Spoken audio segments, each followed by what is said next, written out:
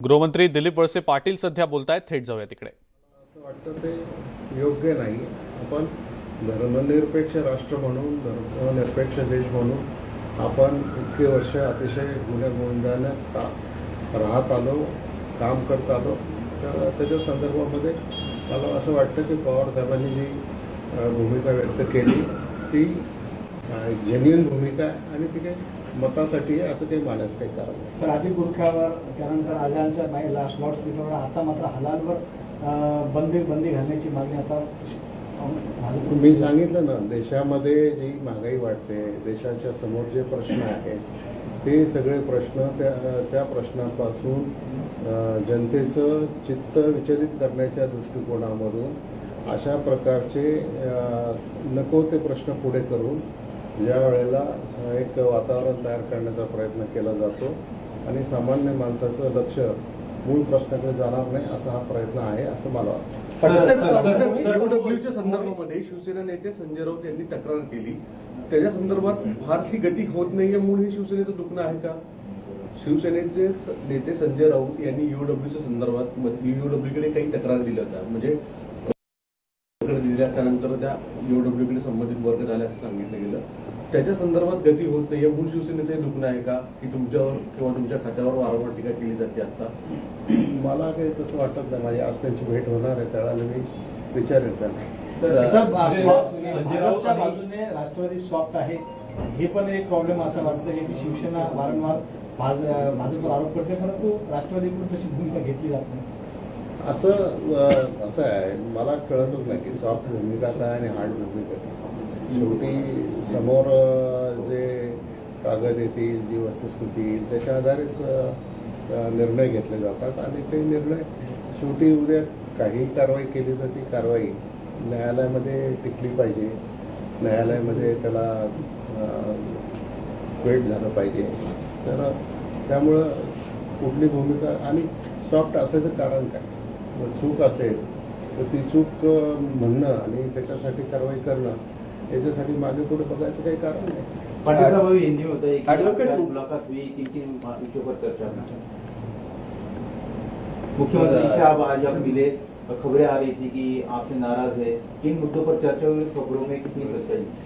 इसमें कोई भी सच्चाई नहीं है. मेरी मुख्यमंत्री जी से बात हो गई और वो जो आज की मीटिंग थी वो गवर्नमेंट के कामकाज के बारे में थी और उन्होंने इसके बारे में ये स्पष्ट किया है कि उनकी कोई नाराज़गी नहीं है. ऐसा एक स्टेटमेंट जो है वो सीएमओ ने ऑलरेडी निकाला है. सर, कल असलम से एक नाराज दिखे, जिस तरह से कार्रवाई है, चीफ सेक्रेटरी के अहवाल का इंतजार किया जा रहा है. ये देखिए, ये डिपार्टमेंट ऐसा ही है, हर दूसरे मिनट कोई नाराज़ होगा, हर दूसरे मिनट कोई खुश होगा.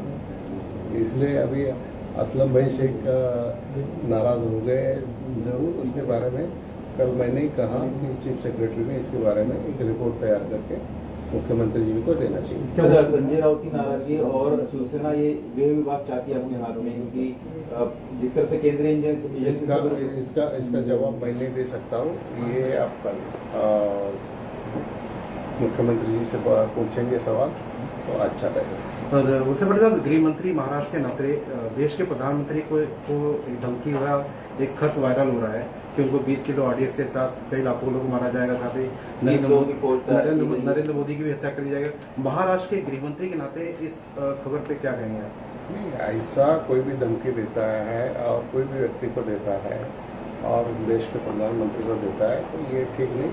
इसकी पूरी जांच की जाएगी और अगर ये महाराष्ट्र में है तो इसकी जांच करके तो उसका जो सत्यता है वो सामने लाई जाएगी. पीएमएलए जैसे सेक्शन जो है स्टेट के पास नहीं है, तो क्या इससे भी एक परसेप्शन होता है कि उस तरह की कार्रवाई नहीं की जा सकती स्टेट में जैसे सेंटर कर रही है? सेंट्रल का जो पीएमएलए एक्ट है, वो पीएमएलए एक्ट में जो प्रोविजंस है वो प्रोविजंस काफ़ी अधिकार देती है ईडी को या केंद्रीय एजेंसीज को. इतनी स्ट्रॉन्ग कानून स्टेट लेवल पे महाराष्ट्र के पास या कोई भी स्टेट के पास नहीं है और इसीलिए ये थोड़ा सा उनका स्पीड और यहाँ का स्पीड में फर्क पड़ता है.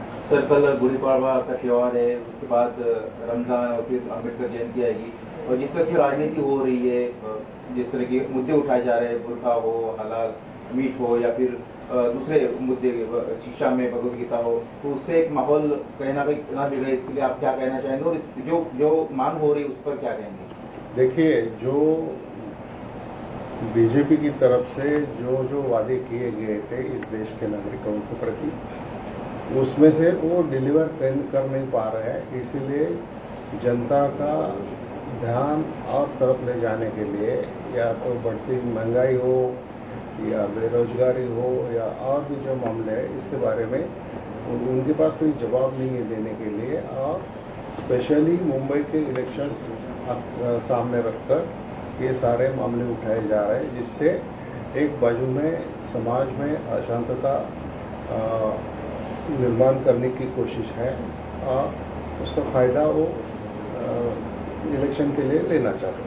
पाटिल साहब, आप कह रहे हैं कि ये आज की जो मीटिंग है डीजी साहब के साथ ये रूटीन थी, लेकिन सीएम साहब की मीटिंग के बाद तुरंत उनका मिलना, और हमें पता चला कि सिर्फ डीजी साहब ही नहीं बल्कि कई आईपीएस अधिकारियों की आज आपके साथ मीटिंग है, एक के बाद एक।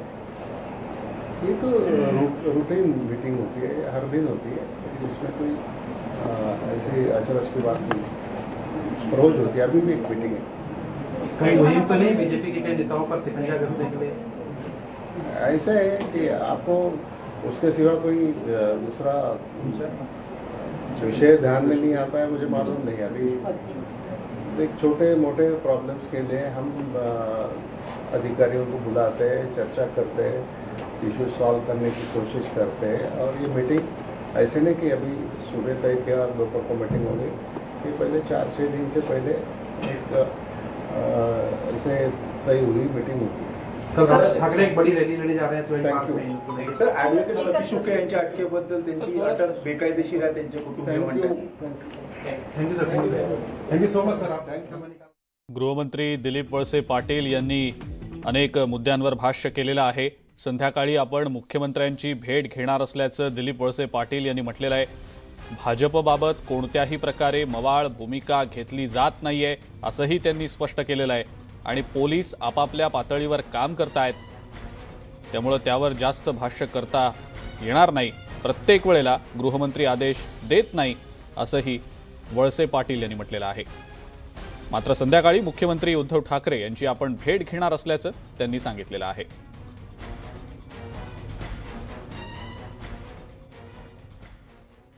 राज्यातल्या गृह खात्यानं अधिक सक्षम आणि कठोर व्हायला हवं। ज्या पद्धतीनं केंद्रीय तपास यंत्रणा घुसतात हे खरं तर गृह खात्यावरचं आक्रमण असून याबाबत मुख्यमंत्र्यांची चर्चा झाल्याचं संजय राऊत यांनी म्हटलेलं आहे। गृह खात्यानं अधिक सक्षम आणि कठोर होणं गरजेचं आहे, एवढंच मी सांगतो। आता ॲक्च्युली माझं काल मुख्यमंत्र्यांशी चर्चा झाली या विषयावरती। ज्या पद्धतीनं केंद्रीय तपास यंत्रणा घुसत आहेत हे खरं म्हणजे गृह खात्यावरचं आक्रमण आहे महाराष्ट्राचं, हे समजून घेतलं पाहिजे। महाराष्ट्राची कायदा सुव्यवस्था, पोलीस यंत्रणा, तपास यंत्रणा ज्यांच्या अखत्यारीमध्ये आहे त्यांनी त्याच्यावरती फार गांभीर्यानं लक्ष दिलं पाहिजे। गृहमंत्री दिलीप वळसे पाटील यांच्या कामकाजावर शिवसेना नाराज असल्याची चर्चा आहे। मात्र यावरून शिवसेनेचे नेते खासदार संजय राऊत यांनी भाजपावर निशाणा साधलाय। आम्हाला कोणतं पद हवं ते आम्ही पाहू असा टोला राऊत यांनी लगावलेला आहे। मुख्यमंत्री पदासाठी भाजपनं युती तोडली असल्याचं सांगत मुनगंटीवारांनी त्यात नाक खुपसू नये असंही राऊत यांनी म्हटलंय। महाविकास आघाडीच्या नेत्यांचा एकमेकांवर विश्वास असल्याचंही त्यांनी स्पष्ट केलंय। केंद्रीय तपास यंत्रणा दहशतवाद्यांप्रमाणे कारवाई करत असल्याचा आरोपही राऊत यांनी केला।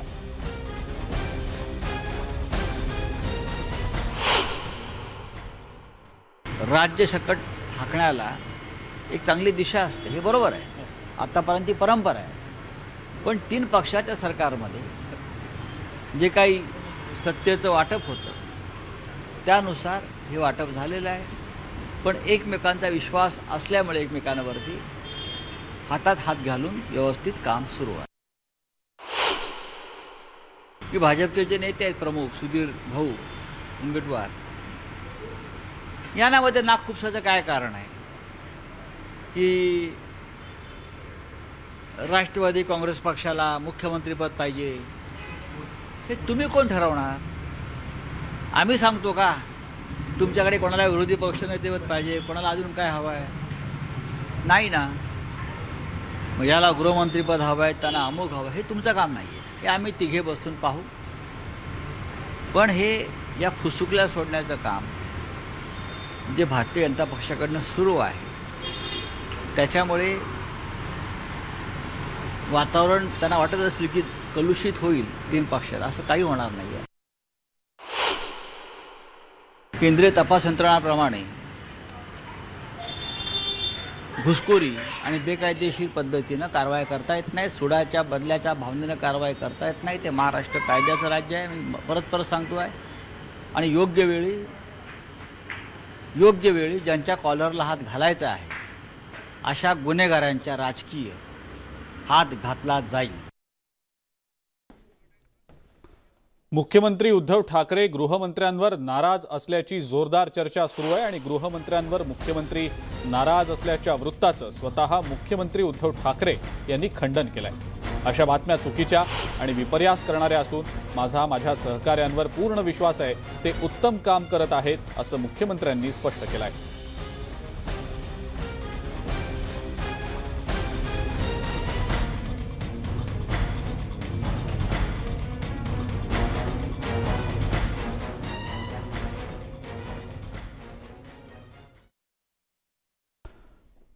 गृहमंत्र्यांवर मुख्यमंत्री नाराज आहेत अशी जोरदार चर्चा सुरू होती. मात्र गृहमंत्र्यांवर नाराज असल्याच्या बाबतीतल्या वृत्तावर मुख्यमंत्र्यांनी या वृत्ताचं खंडन केलेलं आहे. आणि आता यानंतरची बातमी आहे महाराष्ट्र काँग्रेसमध्ये होऊ घातलेल्या फेरबदलाची. राज्य काँग्रेसमध्ये लवकरच मोठे फेरबदल होऊ शकतात असे संकेत मिळत आहेत. राज्यातले काँग्रेसचे सहप्रभारी BM संदीप यांना कार्यमुक्त करण्यात आलेलं असून काँग्रेसचे प्रभारी HK पाटील यांच्यावरही टांगती तलवार असल्याचं समजतंय. G23 गटाच्या दबावानंतर 5 ते 6 प्रभारी बदलण्यात आलेले आहेत. राज्याचे प्रभारी पाटील यांच्याबद्दल सुद्धा अनेक तक्रारी करण्यात आलेल्या होत्या.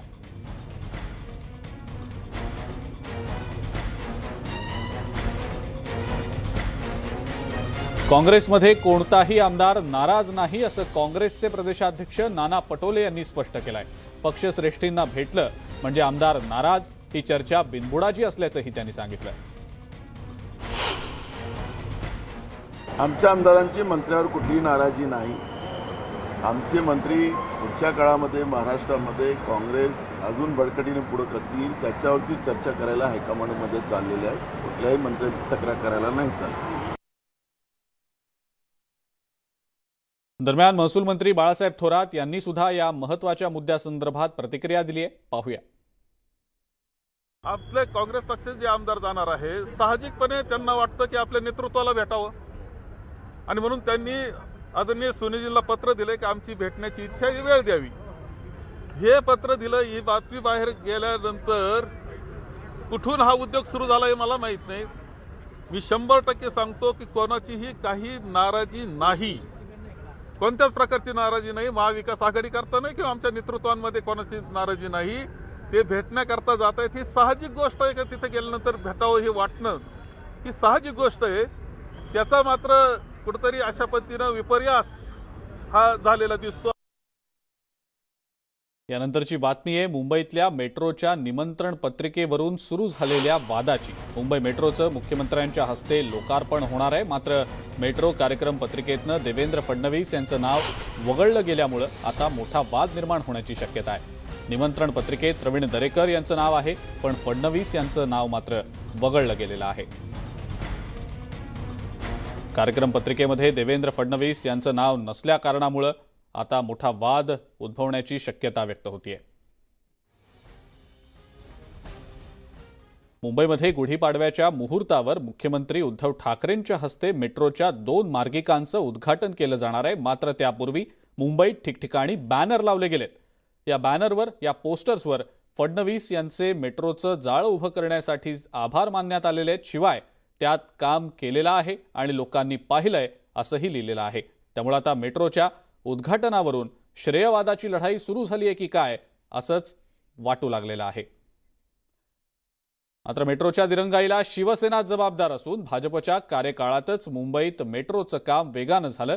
त्यामुळे मुंबईतल्या मेट्रोचं खरं श्रेय हे भाजपचंच असल्याचं बोललं जात आहे. सत्यकथाने श्रेयवाद असू शकत नाही. जे सत्य आहे ते जनतेसमोर आम्ही मांडलंय. मेट्रोच्या कल्पनेला गती, बळ आणि उत्पत्ती ही तिन्ही देवेंद्रजींच्या मुख्यमंत्रीपदाच्या काळात मिळाली. केंद्राचा त्यामध्ये निधी आहे. जपानचं कर्ज मिळवण्यासाठीचा विशेष प्रयत्न माननीय मोदीजी आणि माननीय देवेंद्रजींचा आहे. आणि जे उद्या उद्घाटन करू पाहतायत त्यांनी केलं काय, तर गिरगावामध्ये तिला अडवली, शिवाजी पार्क आणि सेना भवन जवळ वळवली.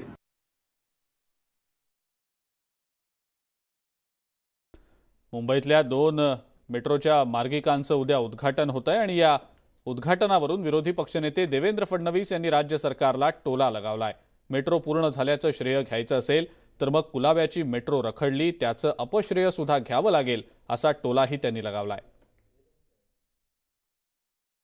आमची अपेक्षा अशीच आहे की सगळ्यात महत्त्वाची मेट्रो लाईन 3 जी आहे, जी कुलाब्यापासून तर सिप्सपर्यंत एक मेन फीडर 40 किलोमीटरची लाईन आहे, जिचं 80% काम पूर्ण झालं आहे. पण त्याला कार शेड न मिळाल्यामुळे पुढचे 4 वर्ष ती लाईन सुरू होऊ शकत नाही. आणि जर आरेचं कार शेड केलं तर 9 महिन्यात ती लाईन सुरू होऊ शकते. ती लाईन तात्काळ सुरू करण्याचा प्रयत्न देखील सरकारने करावा. पुढची एक बातमी बघूया. नागपुरातले वकील सतीश उईकेंवर झालेल्या कारवाईनंतर आता नाना पटोलेंनी मात्र सावध भूमिका घेतली आहे. कालपर्यंत सूडबुद्धीनं कारवाई झाली म्हणणाऱ्या पटोलेंनी आता मात्र या कारवाईच्या आडून आपल्याला बदनाम करण्याचा डाव सुरू असल्याचं म्हटलंय. वकील नेमला म्हणून तो आपलाच होतो का? त्यामुळे ज्या काही घटना त्यांच्या वैयक्तिक जीवनात केल्या गेल्या असतील, जसा आर्थिक गैरव्यवहाराचा विषय आहे, त्याच्याशी आपला संबंध नाही असं पटोले यांनी स्पष्ट केलंय.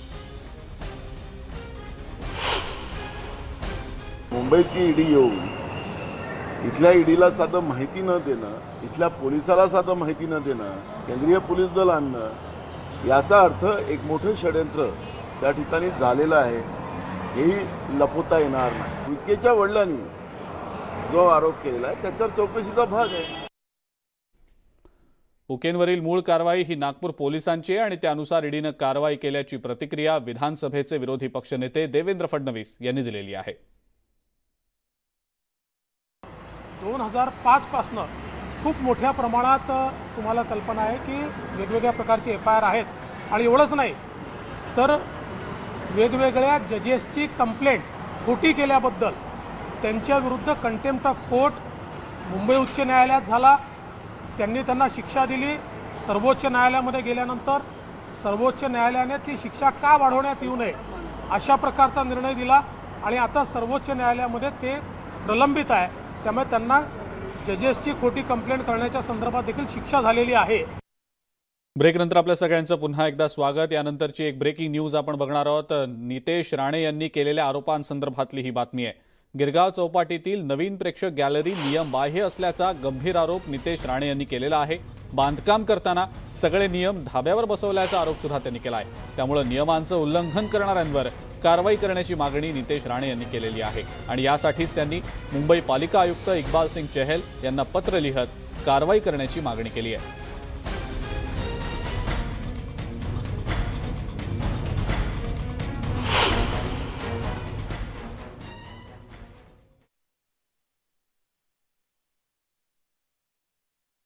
गिरगाव चौपाटीवर विविंग गॅलरी उभारलेली आहे. ही विविंग गॅलरी पर्जन जलवाहिनीवर उभारलेली आहे. त्याचबरोबर समुद्रामध्ये पिलर्स ही टाकलेले आहेत. CRZचे कुठलेही नियम या निमित्ताने पाळलेले नाही. अधिकाऱ्यांना आणि प्रशासनाला हाताशी धरून अक्षरशः जनतेच्या पैशाचा चुराडा आणि उधळपट्टी सुरू आहे. आमची एवढीच मागणी आहे की मुंबई महापालिका आयुक्तांनी MRTP ऍक्ट अंतर्गत यावर कारवाई करावी, नाहीतर आम्हाला न्यायालयामध्ये दाद मागायला लागेल. आणि या सगळ्या महत्त्वाच्या बातम्यांसोबतच मुद्दा महाराष्ट्राचा मध्ये वेळ झाली इथंच थांबण्याची. ताज्या बातम्या आणि अपडेट्ससाठी बघत राहा फक्त न्यूज 18 लोकमत.